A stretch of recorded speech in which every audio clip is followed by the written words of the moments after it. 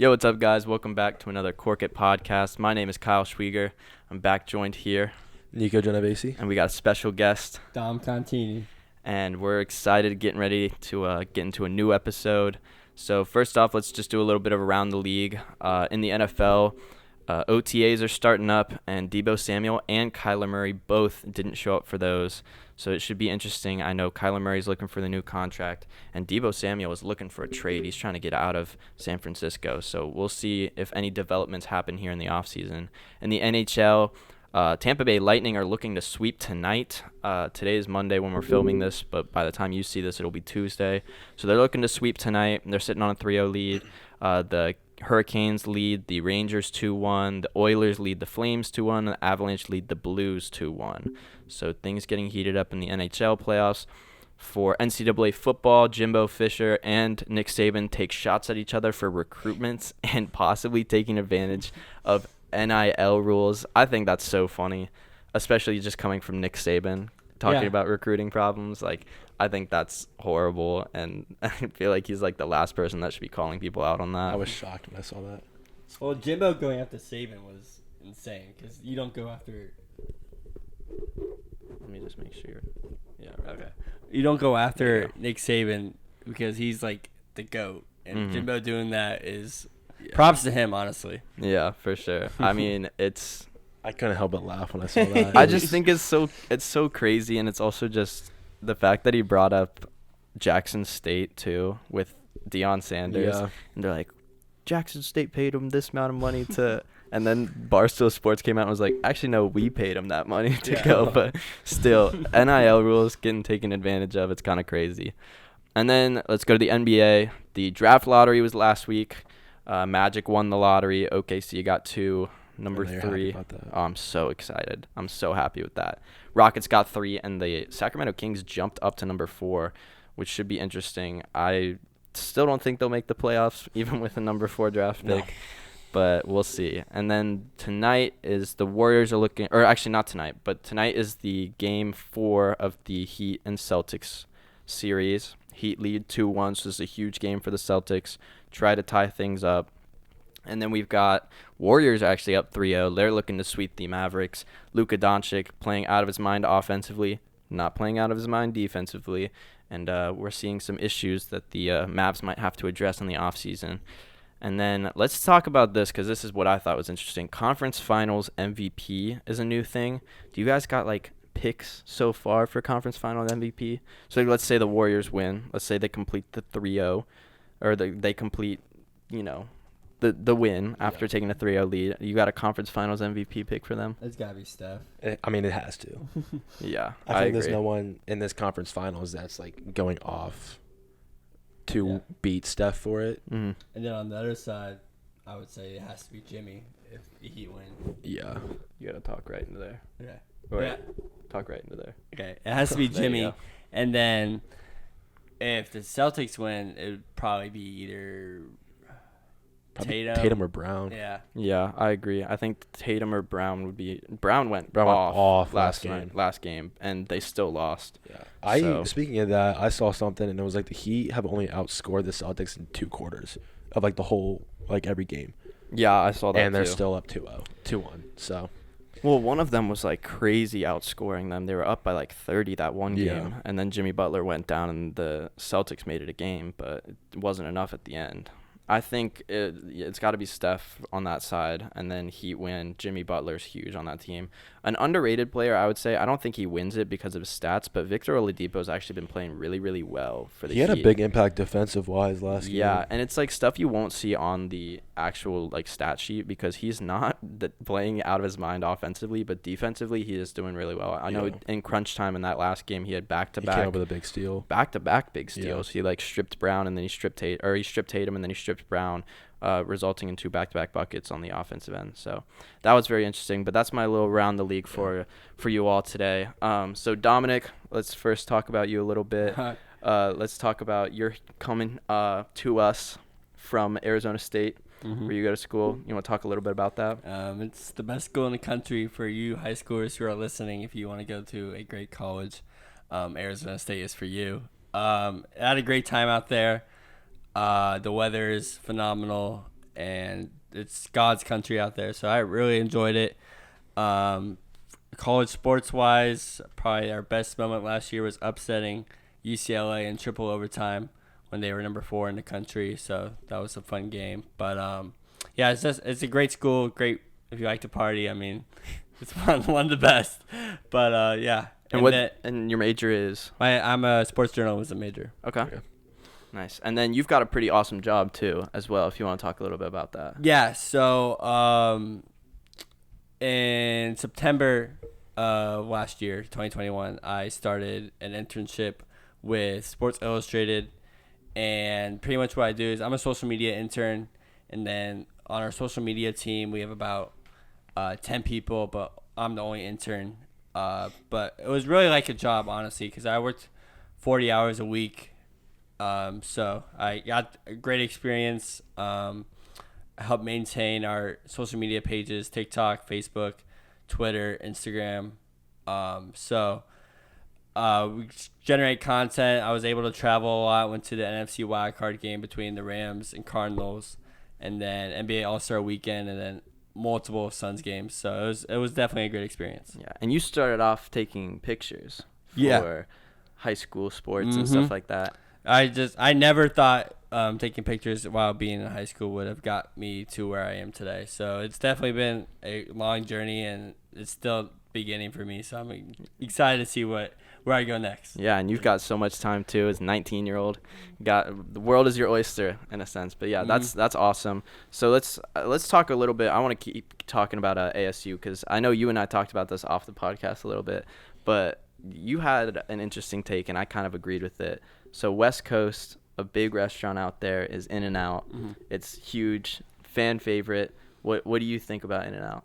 In-N-Out, in my opinion, is highly overrated, and it's a great burger. If you want a burger, it will get the job done, but it doesn't compare to anything we have here in Ohio. It doesn't compare to Culver's. It doesn't compare to Five Guys. I mean, having to wait 40 minutes for a 7.5 out of 10 burger, it's not what you want. Yeah, I hear that a lot, that it's overrated. Yeah. So I've never had it. I kind of want to try to see how overrated it is. But like, I mean, speaking of that, like I've seen just a bunch of videos on TikTok about how like people have tried In-N-Out and they're like, yeah, I mean, it's just all right. It's definitely like, it's interesting because it's become a culture thing in a sense. It's along the lines of like LA culture, West Coast culture. Like you gotta get In-N-Out. Like In-N-Out's like this California type of deal, like influencers. And it's just not worth it, in my opinion. I've had it. The burgers are pretty good. I mean, they're nothing too special. Fries are cardboard. The fries are The disgusting. fries are awful. The fries are not good at all.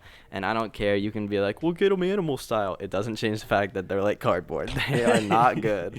It makes them slightly better. But, Nico, what's your best burger? Best burger? Okay. This is a tough one. Definitely got to think about it. Culver's does have a good burger. Culver's is good. It's solid. Yeah, Culver's is you good. put me onto that because, I mean, the closest one to you is just it's like right down the street. I live in Westerville, closer to Westerville, so I don't really have one near there. But yeah, you put me onto that. I mean, Culver's is a great burger. Steak and Shake, I mean, that's my spot. Steak and Shake First come is out good. there, their burgers are really good there. I mean, yeah, Five Guys. I mean, all these burger Five places. Guys is number one in my opinion. Yeah, I love Five Guys. I think Five Guys is definitely up there. I have another one that's up there, but this might be a little bit of a bias because I worked there for a while and I was around the food all the time. But Smash Burger has really fantastic burgers, and they're a little bit pricier. They're along the lines of like the Gourmet. Five Guys type of price. Like it's like $8 for a double, but I think they're it's worth it. It's definitely worth it. I really do think they're incredible burgers. Another place that I like is in the South. It's like Whataburger. Very good. Really good. It depends though, because I think that the best burger they have, like if you just get their regular burgers, they're like all right, but if you get the patty melt there, it's fantastic. Yeah. So I would, if you ever go to there, like if you're in the South and you're getting a burger from there, you got to go to the patty melt because I think that's the best thing, and their chicken tenders are really good as well. I don't think it's like incredibly, I used to be like so high on it. Like I used to be like, this is the best burger I've ever had in my life. And then like, years pass and I have better burgers and stuff. And then I kind of realized that like their regular burgers are all right, but their patty melt is extraordinary. That is really good. But one thing about these like food debates is a lot has to do with the establishment, like how it's run. Because I've been to a greatly run Chipotle, but I also been to a horrible Chipotle where it changes everything. So like I could have a good experience at In-N-Out. Okay, maybe I'll have a 8.4 burger rather than a 7.5.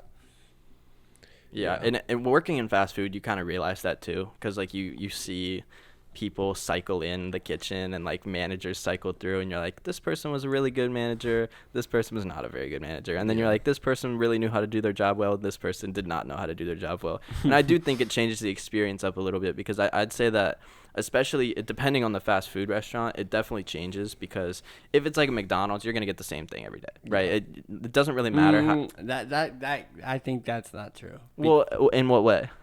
It's because like at McDonald's I've seen be poorly ran, and make a Big Mac have something on it that's not supposed to be on it. Okay, well, in that sense, I guess. Like, if they're messing up your order, that's different, I guess, but than that what I'm has thinking of. to do with their job. Okay. If they do their job right, you're going to get the burger. That's fair. That is fair. I will say, the McDonald's in Italy is like gourmet, dude. You went to a McDonald's in Italy? Like, it's like insane how different the food tastes there. Well, anything in Italy is better than here. Oh, exactly. It's 100% better. But I was just like, I'm going to a McDonald's in Italy. I was like, it's got to be the same, maybe even a little worse. But I got a Big Mac and some chicken nuggets there. And, dude, you would think it's a 5-star restaurant. I'm telling you. So if you want to hit up a McDonald's, fly to Italy. You'll love it. The only out of the U.S. McDonald's I've been to is we went to one when I was visiting my family out in England.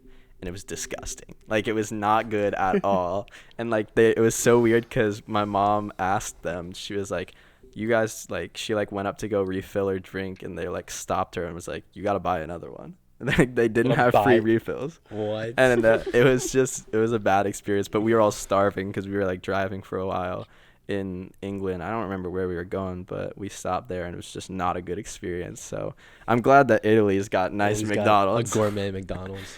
But back to kind of what I was saying is I think that it matters to an extent, because I still think that like people that know how to do their job at like McDonald's, but I guess, yeah, that's a pretty good point you make. I was just thinking that since McDonald's is like still not the highest quality of food, like the food's going to taste pretty similar whether McDonald's it's at 2 a.m. a.m. There's nothing better. Really? Is that your hot take? I think if you're going late night, it's Taco Bell. I think Taco Bell is better late night. It kind of depends what you're feeling like. I mean, if you want to be on the toilet the next day. I've never had. I know this is like a weird thing, but like I've never had issues with Taco Bell. The last like late night Taco Bell I had, I was throwing up, dude. Like I got really. Yes. It's terrible. Me and my friend Aiden went at like 1:30, 2 a.m. and it was just like it was bad, bro. I've never had an issue with Taco Bell. That's always weird because I've never had that problem. Like with my stomach. I take late night McDonald's fries over anything. McDonald's fries are incredible. I'd say they were like the best fries. The latest I'd go to Taco Bell is maybe like 11:30. But like past midnight, they don't care. I don't trust it anymore. Yeah, exactly. Yeah, that's very interesting. So Dominic, you got any spots in ASU that you like to hit up? Or is there any local spots you want to give a little shout out to? Oregano's is very good, like bar pizza. That's right in the heart of Tempe. Postino's, that's another great spot for like just a bar and good place to get together. But like my favorite place is probably Pizzeria Bianco. It's a sit down pizza place. I would say pizza in Arizona beats any pizza here in Columbus. So Arizona pizza's the best. Better than here. Chicago, nothing beats Chicago. You think Chicago, like Chicago style pizza or just Chicago pizza? That's like a lasagna. I don't even call that pizza. I mean, I think it's just melting. But like New York style pizza, I mean, we all know David Portnoy and like Barstool, and he loves it out there. And I'm a big foodie, and I'm not really a picky eater. I'll eat anything, but I love me some Chicago deep dish. But the Pizzeria Bianco, it's one of the best pizzas that I have, and that's in Phoenix. So I've got a question then, because I've had my dad was telling me that this Columbus pizza place was incredible, and I think it was called, have to look it up right now. It's on Ohio State's campus. Oh, and it's Adrianico's? No, it's something. Ooh, I think it's something dog. Oh, Hound Dogs. Hound Dogs pizza. Yeah, he said I've had that. Like really good. Is it? If you order it correctly, it will hit the spot. But like the consistency of Arizona pizza, it's gonna hit every time. It's gonna hit every time. Yeah. So you're saying Arizona pizzas, but it's and not then it's like Chicago's. That's the above thing. it. Like Arizona doesn't have like a style known to them. Each pizza place I've been to in Arizona, like some are New York, some are Chicago, some are whatever.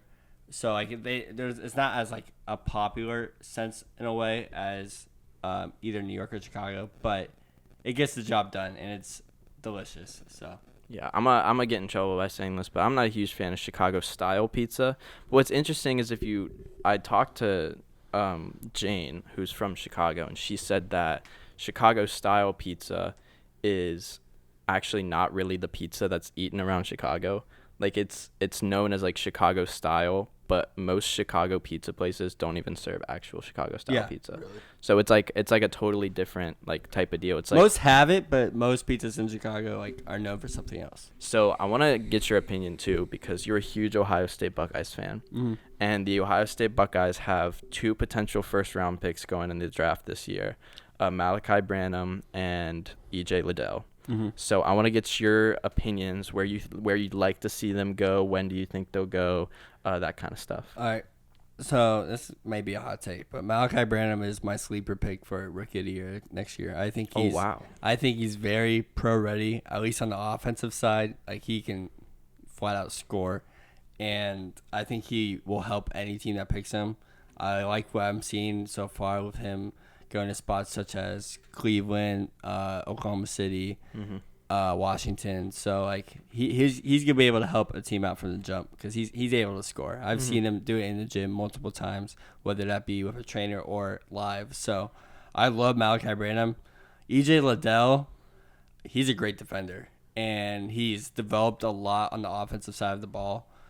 He's developed a jumper. He's a little bit more mobile, but I am more confident in Malaki being able to make an impact right away than I am EJ. And we are seeing that in mock drafts with Malaki going ahead of EJ in most. So it's very interesting. I'm happy to see more and more NBA players, more and more Buckeyes making their way to NBA. I mean, we saw what Dwayne Washington was able to do in Indiana this year. So especially as an undrafted rookie too. He did really well.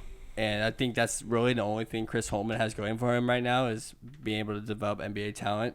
Hopefully next year we can win some games. But I like Malaki Branham a lot, and then EJ Liddell. We'll see what he can do. And we'll touch back on the Chris Holtmann situation later. But I do agree. I do like the sleeper pick there for Malaki Branham.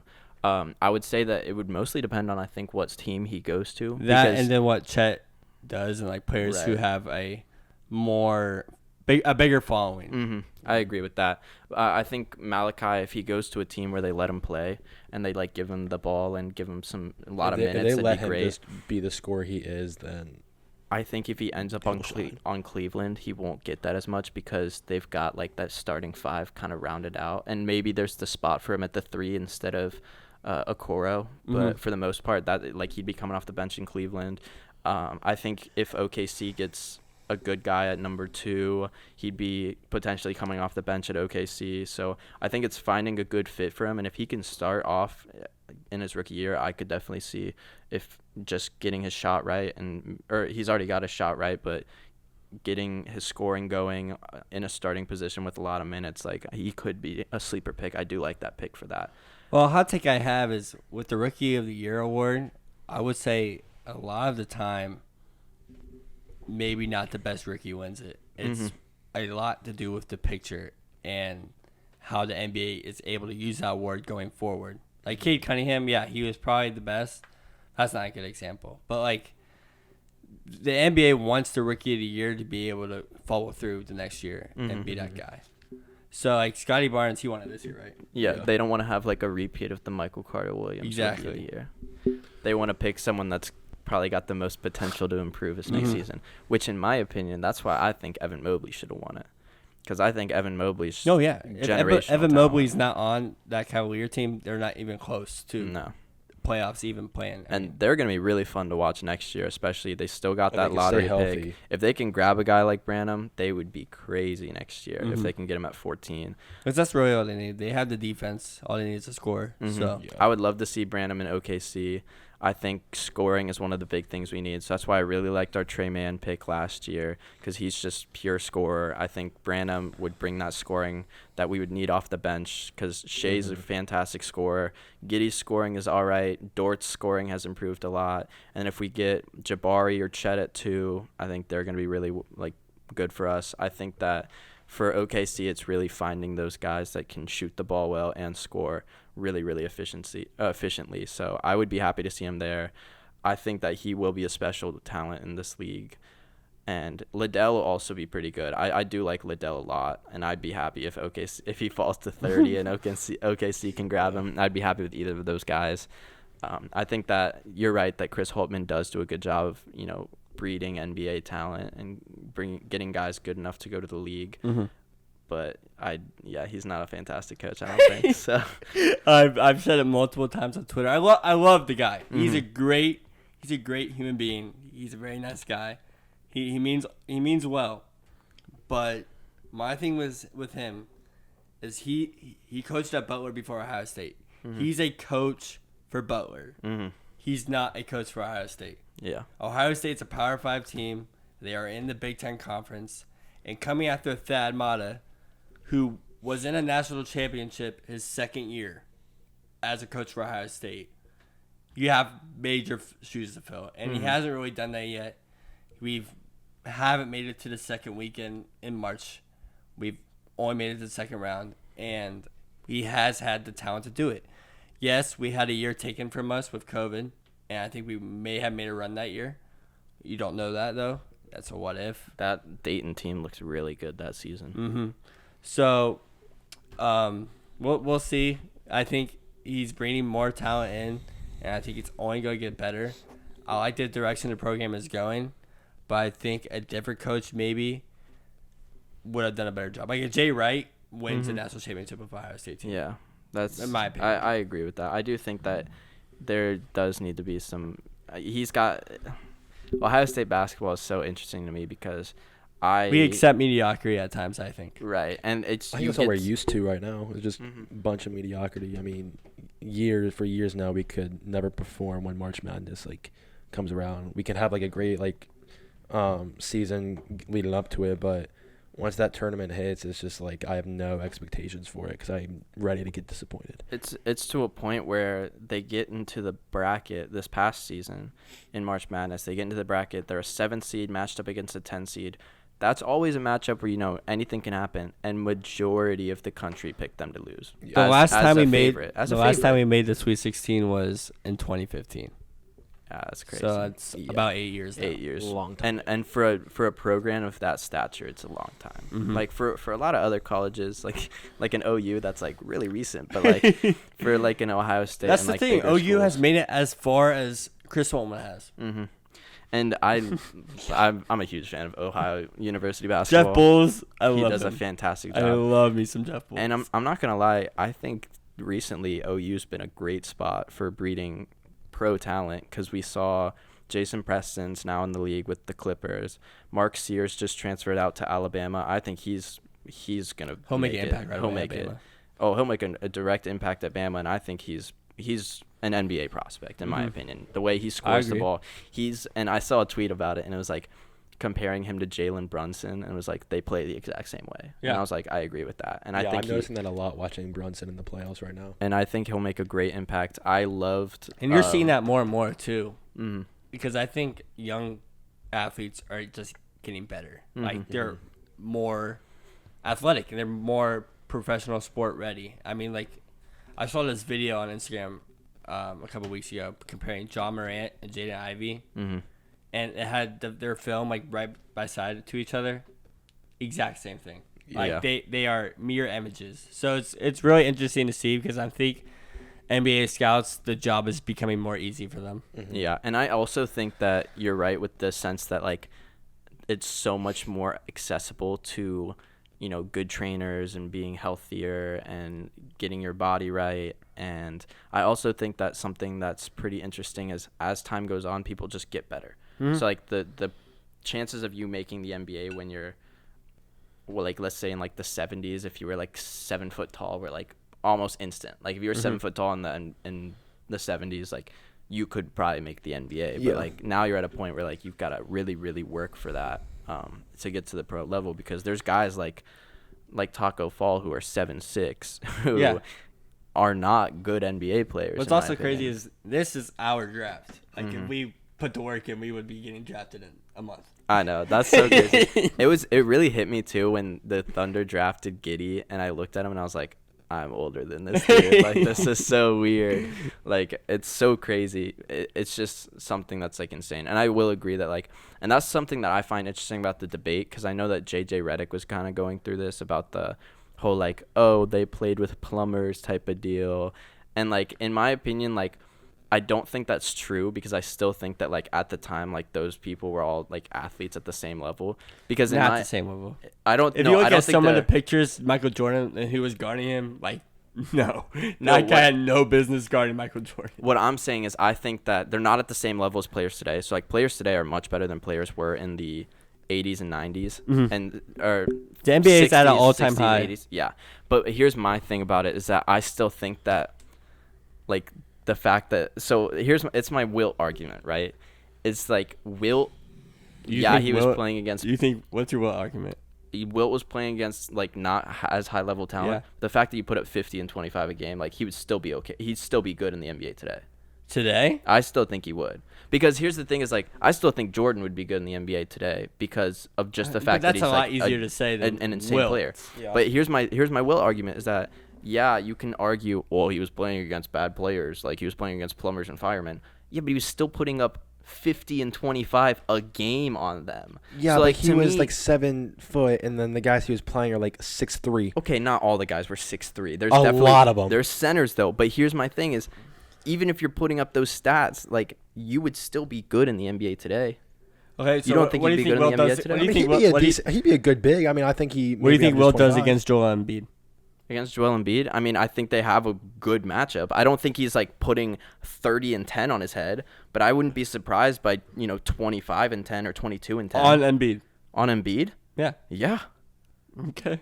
I think that would happen. I mean, he's also people also forget that he was so good on defense too. I think Wilt would definitely be a good big, but I don't think he's winning. I don't think he's averaging. His footwork is definitely not comparable to the big man's footwork today. I don't think he's averaging 50 and 25 today, but I still think he'd be 25 and 10 is still 25 and 10 good. player.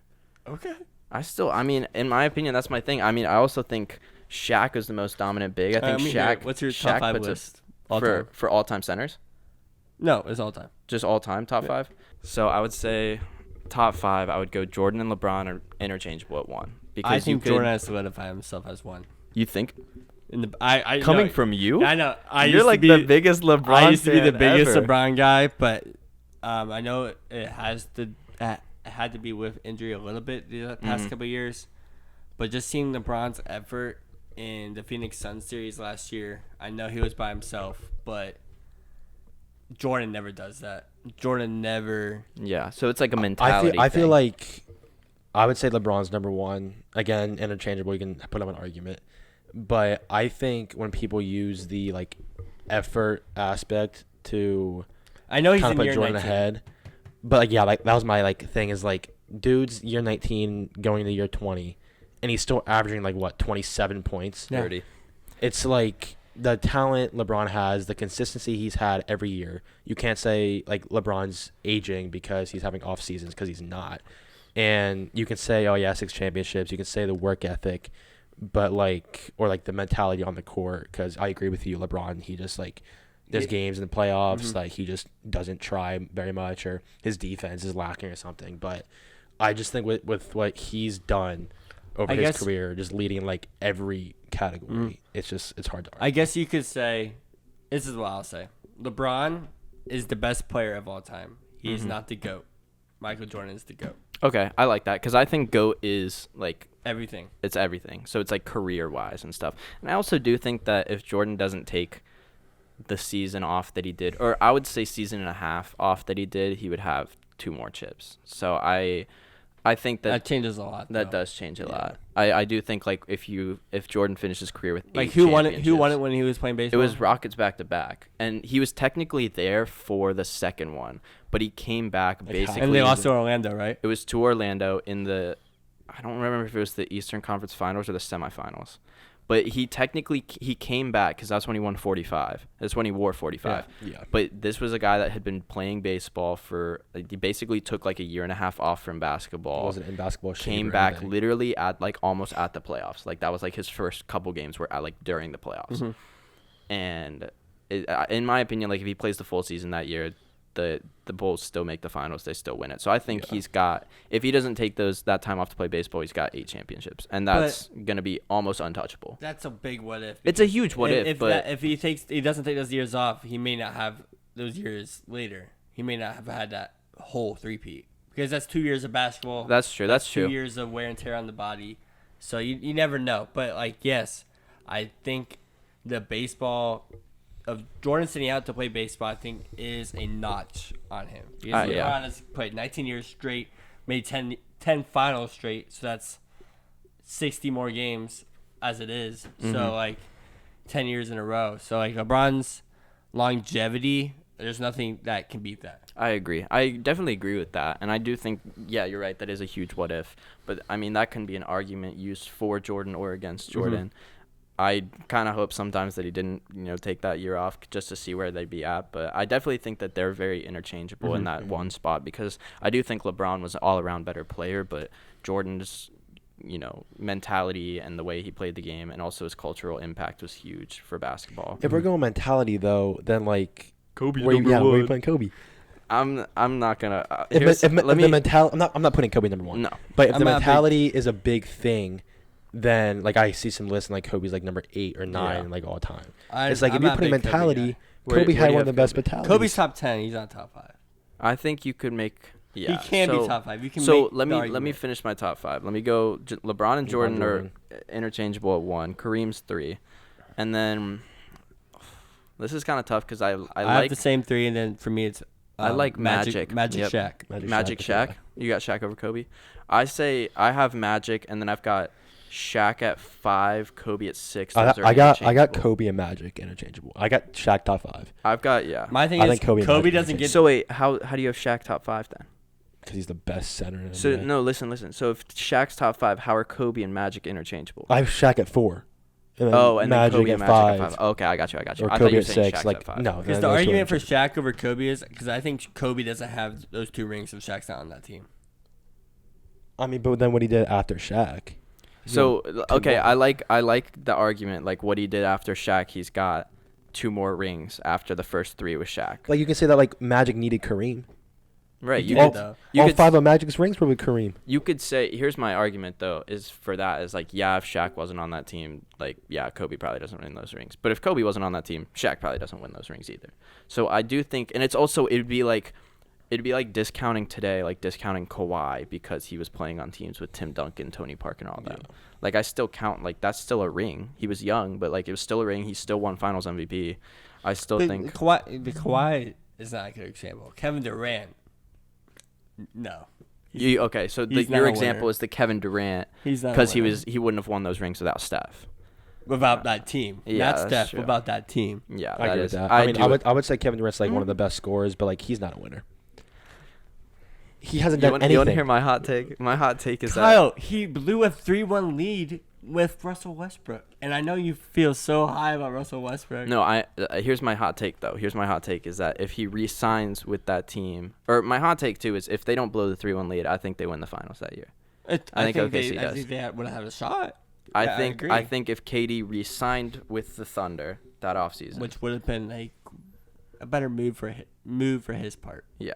I think if he re-signed with the Thunder that offseason, they would have won the Finals the next 2 years. 2 years? Yes, I do. I do. Because the thing about that Thunder team is they had no bench whatsoever. But after losing that Western Conference Finals game, the whole buzz the offseason was who they're signing. And one of the players they were going to sign, if KD returned, was Al Horford, which would have plugged up the center position, would have plugged up our 4 position. Yeah, Steven Adams already, though. I know, but, okay, then you can play Al Horford at the 4 because he had a good three-point shot, and that was 2017 Al Horford when he was still playing high-level basketball. Yeah. So, in my opinion, if you have that team, and the Warriors aren't the same, they were not the same team the next year. But you're seeing it now. The Warriors, Draymond said it the other day. He said it perfectly. The Warriors haven't gone away in the last 12 years. And, the way that team is constructed. Oh, they're incredible. It's beautiful. That's one of the best all-around teams in NBA history I've seen. Yeah. Just the fact that they're starting 5, and then they can bring in 5 guys off the bench and still win games, still be, going on the run they are in the playoffs. Mm-hmm. That's just one of the best overall teams. That's why I enjoy watching them so much this year, is because you still got the same big 3 Steph, Clay, and Draymond with what they did when they were younger, but they're getting older. I mean, Steph's still performing insane, but they just have those 3 guys, vets, and then a bunch of young guys. They get hurt and they still come back and were they even hurt? It's insane what they're able to do year in and year out. But okay, so here's my other thing on that OKC team, is that team would have had Oladipo pre-injury. They would have had Domantas Sabonis because they still would have made the Serge Ibaka trade. And then they would have added back KD. They would have added Al Horford, still had Steven Adams, and that bench would have improved a lot because you would have Domantas Sabonis. You've got Jeremy Grant. You've got Oladipo. Those guys are all going to be on the bench. And in my opinion, they aren't. You think Oladipo stays there, though? Well, in my opinion, they probably don't trade Oladipo. And even if they do, I mean, they'd be trading him for Paul George. Well, we had him under contract for a bit, and then they traded him for Paul George. No, we don't get Paul George, but we'd still have Oladipo. I think and Domantas Sabonis. If KD stayed, I think they keep Oladipo. We keep Oladipo, KD, and Sabonis, and then we've got Al Horford and Steven Adams. Maybe Steven Adams starts coming off the bench, but that OKC team improves a lot if KD stays. So that's my argument, is that if KD stays, then he still gets a ring in OKC, whether it's 1 or 2. He's beating the 2018 Cavs team at least, if not the 2017 Cavs team. Because Kyrie said the other day, if he didn't leave, they would have won. You think they would have won in 2018? Yeah. If Kyrie stays. Kyrie stays, yes. I'm not doubting that OKC could have won it. Against Golden State or against OKC? Either. Because I don't think he wins in 2018 because that team was still horribly built. Yeah, I think if LeBron leads them to the finals with that horribly built team, if Kyrie stays there. Yeah, but he also got swept by the Warriors. Do you understand, though? LeBron scored 51 in Game 1, and they were a J.R. Smith away from winning Game 1. And winning Game 1 changes the momentum of that series completely. I agree. And it is a lot of what-ifs. But I also I don't think they win 2018 if he stays. Because, they lost 2017. They're beating Oklahoma City. If OKC has KD? Yes. In 2018. I think that's a debate. In 2018 with Kyrie? With Kyrie. Okay, with Kyrie, that's a debate then. I just think that, Kyrie was Russ there in can't guard 2017. Kyrie. Oh my gosh. Okay. Okay. Russell Westbrook's defense now is so different from his defense when he was in his prime in OKC. I'm going to say that right now. Russell Westbrook was locking players up in OKC. So don't bring that. You know who's not guarding Russell Westbrook is Kyrie Irving. Because Kyrie Irving can't guard. Westbrook would have had 50 and 9. Kyrie can't guard Ish Smith. Kyrie can't guard Ish Smith. Kyrie's defense is awful. Okay, but Kyrie on the other side of the ball is he's fantastic. One of the best offensive Russell Westbrook here's what I'm saying. Here's what I'm saying.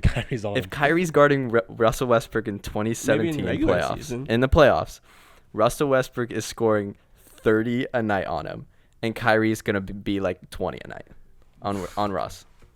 Russ was able to do it against Mario Chalmers when he was in the finals. Yes, he was. He had 41 points. Okay. And he was 22 years old. That's Mario Chalmers. Yeah, so what is your argument here? Mario Chalmers and Kyrie Irving have the same defense ability. No. Kyrie Irving is so bad on defense. He's Kyrie, though. He'll get it done when he needs to. No, he won't. On defense. Not on defense. Kyrie's not guarding anyone on defense. The last possession of Game 7 in 2016, Kevin Love was the one. Kevin Love was the one guarding Kyrie. Locking up Curry. Or guarding Curry. And he wasn't even really locking him up. Yeah, Curry, what do you mean? Steph wasn't able to get a shot off. He got the shot off. It was a bad shot. But yeah, he did do really well. He was staying with him. I was surprised. I almost thought he got broke 3 times, though. He did. I feel like in that possession, Steph like had enough space on Kevin Love a couple of times, but he just didn't take the shot. Yeah, that finals is one of the best of all time. That was crazy. And here's my problem is that I hate the narrative on it that people are like, oh, well, the Cavs don't win that if Draymond Green doesn't get suspended. I'm like, okay, LeBron had 41 when he was gone and then 41 when he came back. So I'm not expecting anything different of that game, of that series, if Draymond's still there. He was making a big impact in that series. He was making a big impact, but I still don't think that if they're gonna be like, well, that one game Draymond Green's overrated, I think is the stupidest. I don't think he's overrated. I think he's in my opinion underrated. In my opinion, I wouldn't even say underrated. I think he's like the perfect like spot just because of the impact he makes on the team.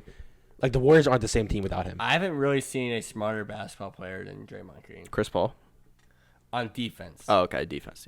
Draymond Green can read a play. Like if you watch him the whole entire time on defense, he's knows always everything. one step ahead, and it's ridiculous. But when people say he's overrated, that's just a dumb take. It's just the take of, oh, if he wasn't in Golden State, he wouldn't be as good, which may be true, but I think on any team, system of the Warriors. Amazing. Yeah, I think on any team though, he's making an impact just because of his knowledge of the game and the way he can. You even see coach that on his podcast. Like him and JJ Redick are super smart when they talk about basketball. And I think Draymond, if he's not on the Warriors, still makes a great impact. I don't think he's going to be an all-star though, because I think that Warriors team kind of like cemented his all-star. Well, it's the same thing like what I said about the Rookie of the Year earlier. I mean, the NBA wants the best pictures for their all-star team. They want the players that will make it the most money. Mm-hmm. And then here's my thing. I don't know. I want to hear your response to this. But my take on most improved player is I think that the jump from like 4 or 5 points a game to 15 points a game is more warranted than the jump from 15 points a game to 23 points a game. Jordan Poole or Tyler Hero should have won it this year, in my opinion. Tyler Hero? I think so. See, I was looking at Desmond Jordan Bane. Poole was my biggest one. I was looking at Desmond Bane or Jordan Poole. I didn't like the Ja Morant because I think Ja Morant jumped from 18 was that guy last year for Memphis. Right, like he jumped from like 19 points per game to 27 points a game, 8-point jump. But I still liked the 7 points per game to 18 points per game jump better than the like 18, 19 points per game to the 27. Because like 19 points a game still makes a big impact. If you're only scoring 4 a game, then I mean that does nothing for the team. So that's why like jump to 18 points. When Devontae Graham didn't win Most Improved, did he? I don't think so. That was Julius Randle that year, wasn't it? Yeah. Which again was the 18 to 25 jump, and literally Devontae Graham had a 4 to 18 jump. He had a 4 points per game and then 18. Well, because they just look at it as 25 is more points than 18, so I don't really care about the point jump. It's more points, so yeah, we're gonna give it to him. And most improved is most impact. Right, but that's the type of thing. Most improved, impactful player. Because that's like the argument for Julius Randle was that like, well, the Knicks team made the playoffs that year, and then it should be MIIP. MIIP. Yeah. Most improved, impactful player. I always think that's something pretty interesting. Yeah. Well, it's the same thing with the most valuable player. I mean, like LeBron should have won it every year when he was on that run. Because if you take LeBron off any of those teams, they don't make the playoffs. Yeah. Well, Josh Giddey said it best when he said the most improved or the most valuable player is the player who makes the most players valuable. Yes, exactly. Yeah. And LeBron does that. And Josh Giddey's gonna be that's doing why that in the I love future. it was like a while ago, but the Larry Bird quote when he's like, I don't want any like LeBron's teammates because the only reason they're good is because LeBron's passing the ball. Yeah, that's true. Mo Williams was an all-star that year because of LeBron. If LeBron's not there, Mo Williams is not doing anything. All right, so we're at 46 minutes right now. So let's get some of your hot takes here before we leave. Hot take. Give me a category and I'll give you a hot take. Let's give me a hot take. Just any hot take. Or you can give me a couple. I can talk about something if he wants to think about it. Nico, you give me a hot take. Okay. I want to go off the last episode when I said Warriors in 5. And JJ gave me a lot of crap for it. They're up 3-0 right now. Wouldn't be surprised if they swept the Mavericks. But I just want to keep that hot take about JJ kind of peer pressure me into changing to the Celtics Heat game. But last week I said Warriors in 5, and I'm just going to say they sweep them. Warriors sweep, hot take. Yeah. That's not really a hot take, though. I just want to reiterate that He wants to reiterate his point and that he was right, JJ was wrong. We talked more about this. I want to hear. Let me ask you, what do you think is harder, making a PK in soccer or a half court shot in basketball? PK in soccer. You think that's harder? It's not even close.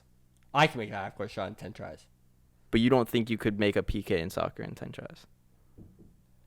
I'm thinking from the goalie perspective. Oh no. In a PK. So what do you mean by that? Like, let's say being a goalie in a PK in soccer is one of the hardest things in the world. Well, no, you don't have to be the goalie. You have to be the person shooting it. But it's the same way. It's all mental at that point. Me and Kyle's point is that a half court shot is harder because we are depending on more human error with the keeper than like physics or whatever of a half court shot. What's the hardest sport in your opinion? Hockey. What do you think the hardest sport is? I think it's hockey or I think baseball is really hard. I would say hockey or baseball. I'd say hockey or baseball. Okay. That makes you feel better. I think my point for the only baseball thing about hockey is if you know how to skate, you'll be fine.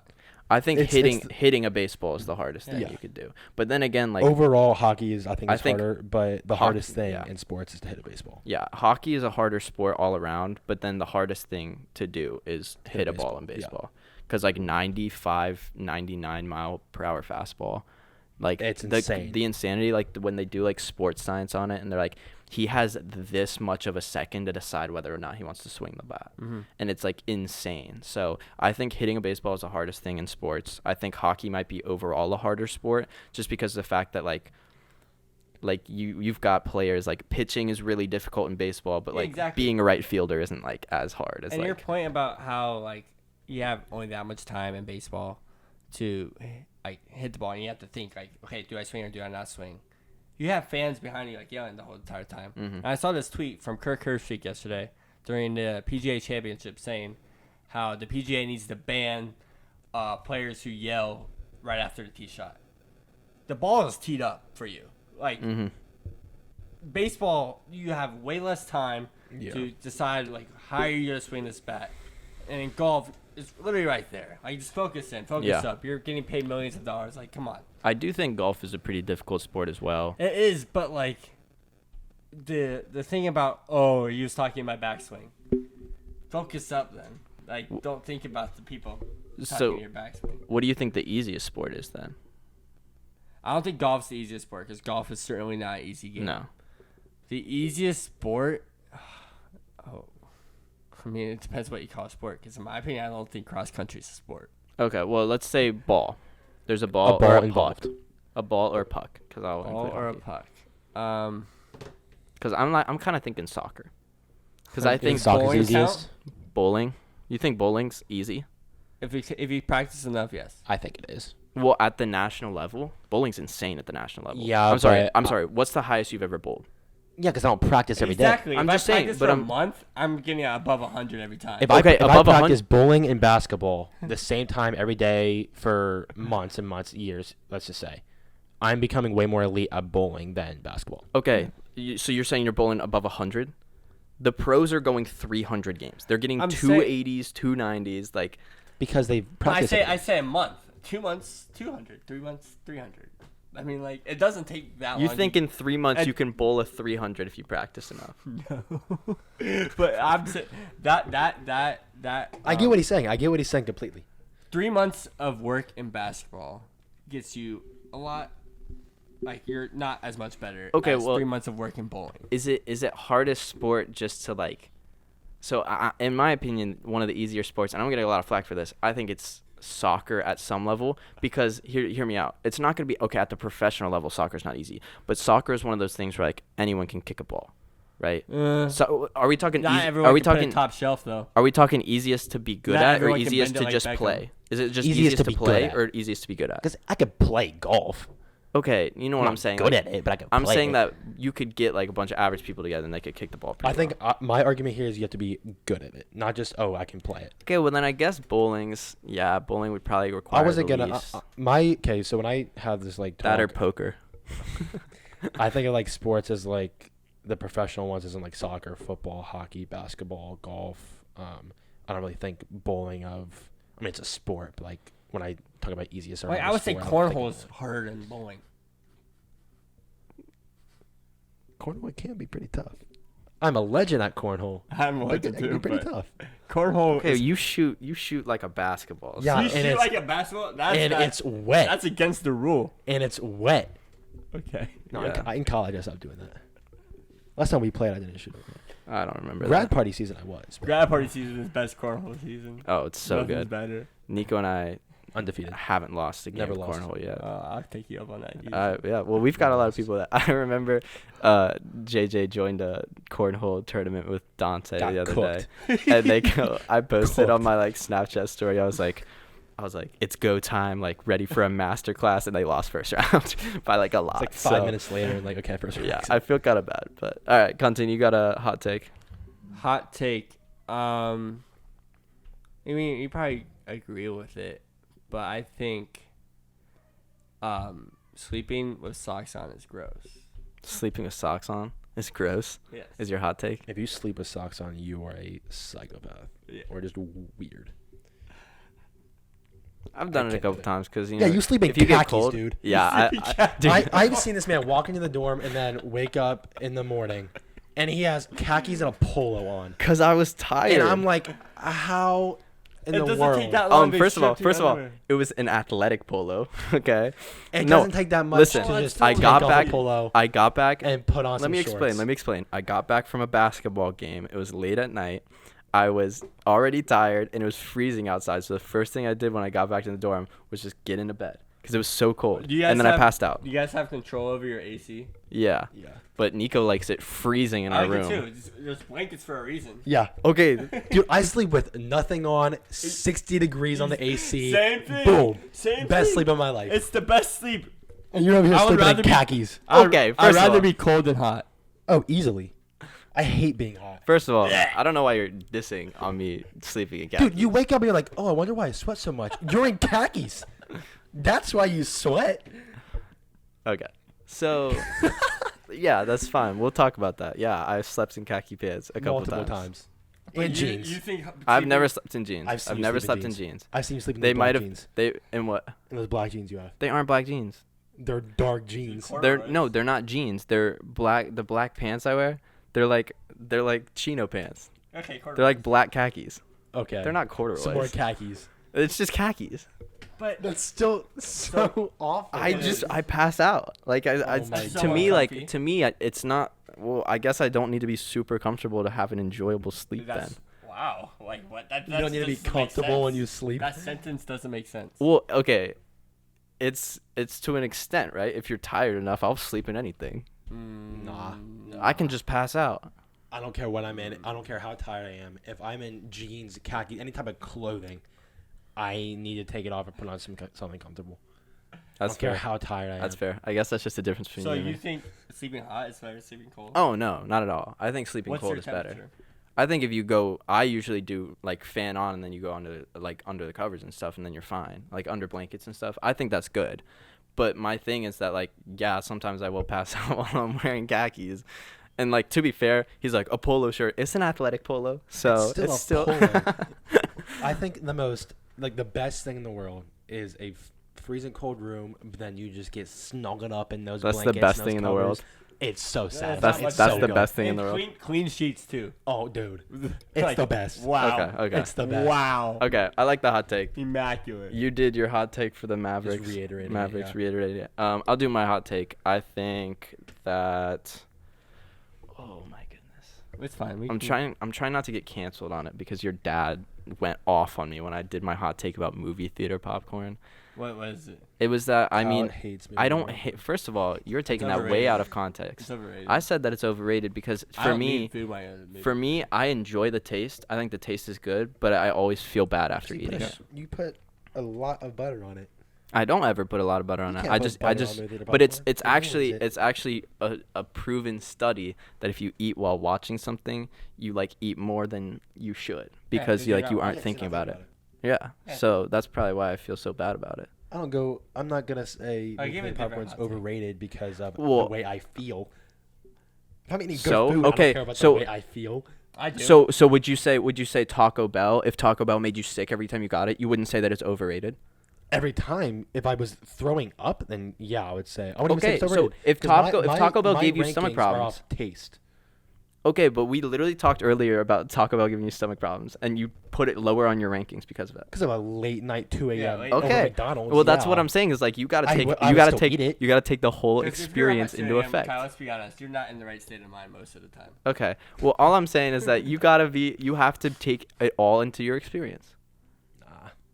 Nah. That's the only reason I said what I said, right? I still enjoy the taste of movie theater popcorn, but when I think of ranking food as like overrated, underrated, I'm strictly going off just taste. okay.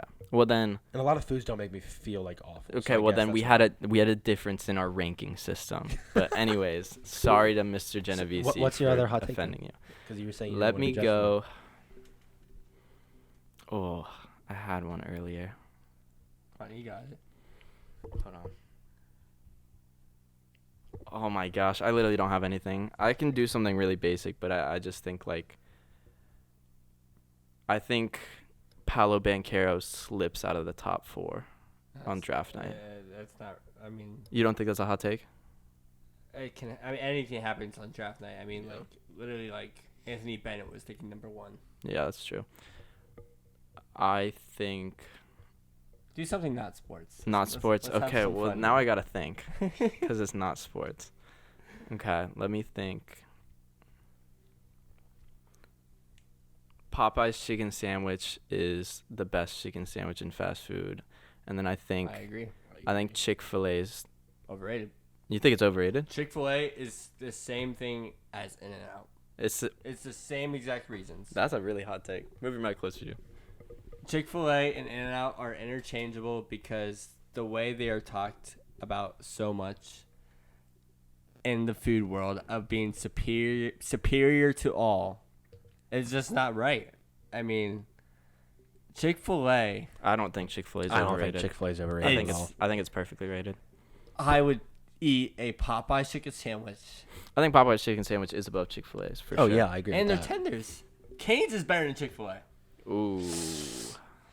All right, but this is my thing though, because this may be due to the fact that at Arizona State we have these things called M&G dollars, Mhm. and Chick-fil-A was one of the places we could use that at. Mhm.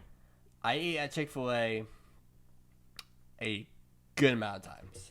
I agree. I mean, so like I worked at Chick-fil-A, so I got free meals, so I ate there like all the time. And for a couple months, I would say like it was overrated. I didn't want to eat it anymore. But after like I took like a couple month break from eating it, I was like, okay, this is still insane. Yeah. I think that goes with a lot of foods. If you eat it like if you're eating it like every day, like every other day, then you'll start like getting sick of it and you'll say it's overrated. But once you get that good break from it and then you start eating it again, But like then Okay. Popeyes and Cane's hits every single time. Yeah. I don't think that Chick-fil-A is overrated. Five Guys hits every single time. In-N-Out and Chick-fil-A are way less inconsistent, in my opinion, than those. I mean, Chick-fil-A, I think, is one of the best brand establishments in the world. Like, if you've ever been in a drive-thru line at Chick-fil-A, it's phenomenal. It's one of the best. Customer service there is exquisite. So, but I mean, like, that's just, the food is just not there. It's just not there, in my opinion. All right, I got my hot take. This is my hot take. I think sub sandwiches are top 5 food. Nope. depends Yep. where. Depends I where. think top Nope. 5 food. I think Are you a sushi guy? Sushi? I'm still I I'm love a sushi. decent sushi guy, Sushi's but number 2. I've got subs above sushi. Yes, Wow. number two. I got subs above sushi. What's your number one? What's your number one? My number 1, I really like. I think you go burgers or tacos. I got wings, dude. Wings are top 5 for sure. Wow, now you're just bringing a ton of food in my brain. This will go. Pasta, but I think- pasta's number 1. I think pasta gets up there, Pasta's number but 1. I think subs are top 5. It was pasta, sushi, either burger or wing, and then taco. Mhm. I would go. Ooh. Pizza's So, overrated. I think pizza. I think good pizza like can really No, I hit. love pizza. There's just too much good food in this world. I would think go pizza- pasta, wings, burgers, sushi, tacos. So pizza's not in your top 5 either. I'd go burgers. I guess it's. Cause I think burgers and pizza are very interchangeable depending on where you get them. Hmm. In my so like in So my are we opinion, talking like Burgers are also, actually no, because both of them are excessive. in my opinion, I would rather have a delicious burger than pizza, but I think pizza overall is better than burgers. I think a good burger is more accessible than good pizza. Yeah, I would agree. I think a good agree. burger is one of the best things in the world. Because you can find a good burger closer to you than good pizza. Because like we Yeah, have there's a Domino's, lot of, we like- have Donato's, but you don't want that if you want good pizza. Right. Yeah, I just feel like there's more like consistent pizza spots I would rather eat at than some like the average burger spots.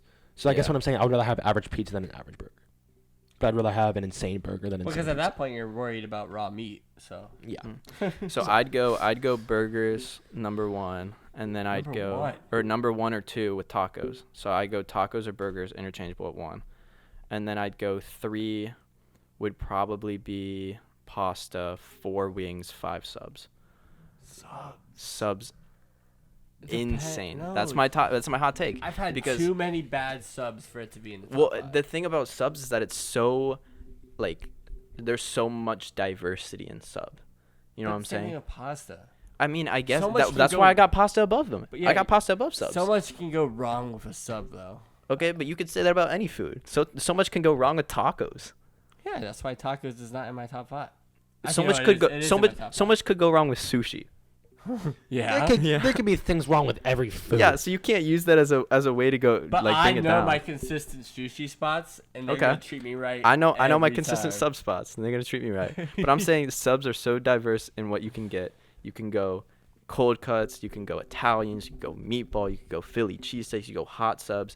There's not gonna be any sort of Give me your top 3 sub places, please. top 3 sub places. Are we talking like fast subs? Let's go like quick service subs. But what do you consider? You consider Penn Like, Station to be? Yeah, Penn Okay, Station. okay. So I'd go Jersey Mike's 1. Okay. I'd go Penn Station 2. Wow. Penn Station's insane. Jimmy John's. And then Not I would there? say Jimmy John's 3, Potbelly 4. Potbelly's good. But the thing about the reason I've got Station's not Penn better Station than Jimmy 2. John's. The reason I got Penn Station 2 is because I really, really value the hot subs. I think a turkey tom at Jimmy John's is insane, dude. I'm not I'm not Or taking anything a against Jimmy John's. They're Vito. in the top 3. They're in the top 3. Yeah, I get But it, I'm I get it. saying Penn Station at 2 because of the hot subs. Because the thing is, like, Jersey Mike's got both, right? You can go hot subs or you can go Would cold you rather subs. have a hot sub than a cold sub?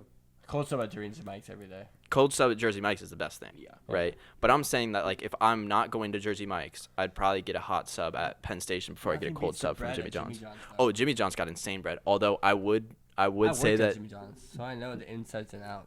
I would say though that Jimmy John's bread is fantastic, but Jersey Mike's bread is low key like Rosemary Farm. insane. No, all of their bread is insane. Okay. Yeah, I'd Jimmy Mike's say- and Jimmy John's are 1 and 2. Penn Station is not there. I'd say Subway is not up Subway, there. like, No. And here's my most problem. of the time with Subways, you're finding it in a gas station and like. Right.